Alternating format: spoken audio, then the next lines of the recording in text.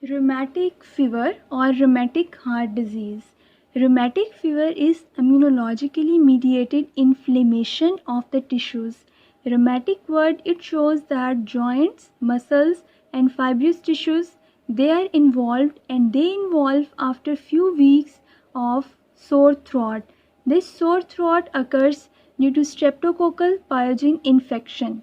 And if antibodies against this streptococcus pyogen, they cross react with the heart valves, this rheumatic fever leads to rheumatic heart disease, which is a chronic condition, and this rheumatic heart disease involves the heart valves, and rheumatic fever, it involves the sore throat. This figure shows this is Streptococcus pyogen bacteria, and this bacteria express M proteins on its surface. Host immune system, it recognizes the M protein as a foreign and starts synthesizing antibodies against it. Sometimes these antibodies, they cross react with the body's own tissues through a process called molecular mimicry. Molecular mimicry is a phenomenon by which antibodies, they recognize the body's own tissues as foreign because of similar sequence between the body's own tissues and foreign antigens. Again, this flow sheet diagram, it shows that streptococcus, first it causes sore throat or pharyngitis. This pharyngitis, it leads to formation of antibodies against M proteins. Some of these antibodies, they cross react with the body's own tissues through a process called molecular mimicry, and this activates the complement and release cytokines, and these cytokines cause inflammation and leads to rheumatic fever. As I have told you, rheumatic fever is immunologically mediated inflammation, and this inflammation is caused due to cytokines. And rheumatic fever, if it is chronic and involves the heart valves, it is called rheumatic heart disease. Now we will discuss the morphology of the rheumatic fever and rheumatic heart disease. As I have told you, rheumatic fever is an acute condition. In acute rheumatic fever, heart will involve, usually heart has three layers: endocardium, myocardium and pericardium. When endocardium of the heart involves, it leads to stenosis of the valve. Most commonly mitral valve involved, and later aortic valve also involved. These valves undergo stenosis. If myocardium of the heart involves, it leads to formation of Aschoff bodies. Aschoff bodies is basically a granuloma which is composed of the collagen fibers, B and T lymphocytes and activated macrophages. These are the B and T lymphocytes.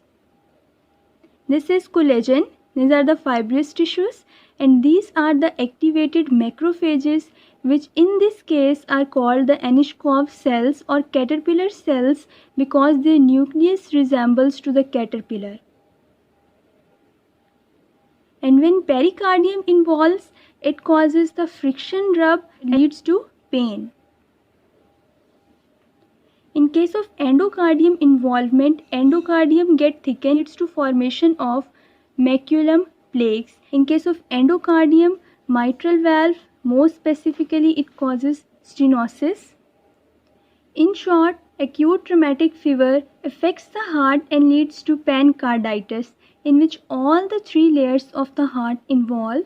If endocardium involves, it usually involves the valves and leads to stenosis of the valves, mainly the mitral valve. If myocardium involves, it causes the formation of Aschoff bodies, which are composed of Anishinkoff cells or caterpillar cells. And if pericardium involves, it leads to friction rub, and friction rub, it causes pain. Now, what happens in chronic rheumatic heart disease? In chronic rheumatic heart disease, leaflets of the valve, they get thick and their ends, they bind to the commissural fibers. When valves undergo calcification and fibrous bridging, it gives appearance of the fish mouth or buttonhole stenosis. This figure shows the two leaflets of the mitral valve, and these mitral valves, it undergo fibrotic changes. This is also the mitral valve.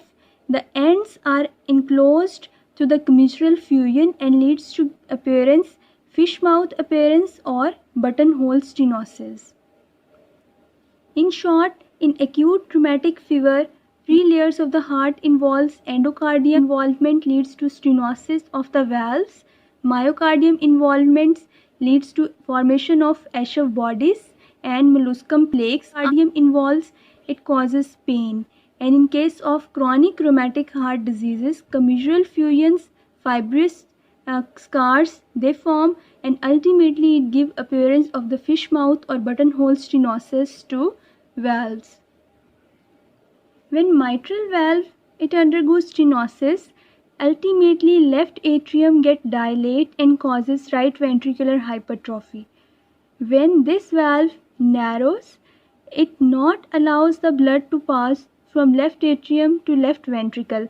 As a result, blood will remain congested in the left atrium and it gets dilate, and it remains also congested in lungs and causes the reverse flow of the blood in right ventricle, and as a result right ventricle also undergo hypertrophy. Clinical features of the patient can be described through the Jones criteria. This criteria involves different features which are shown in the figure. First, Sydenham chorea is basically rapid involuntary movements of the face and arms. Next major criteria of the rheumatic fever is pancarditis. Pancarditis, it causes pain, friction rub, tachycardia and arrhythmias. As I have already told you, pain caused when pericardium is involved and it causes friction rub, ultimately it causes pain. Third criteria is subcutaneous nodules. These are the nodules which are composed of collagen. Fourth criteria is migratory polyarthritis. Arthritis means joints inflammation, poly mean multiple joints inflammation, and migratory it means that this inflammation migrates one after the other joint. Usually large joints first, one large joint undergoes swelling, later this swelling subside and other large joint affected.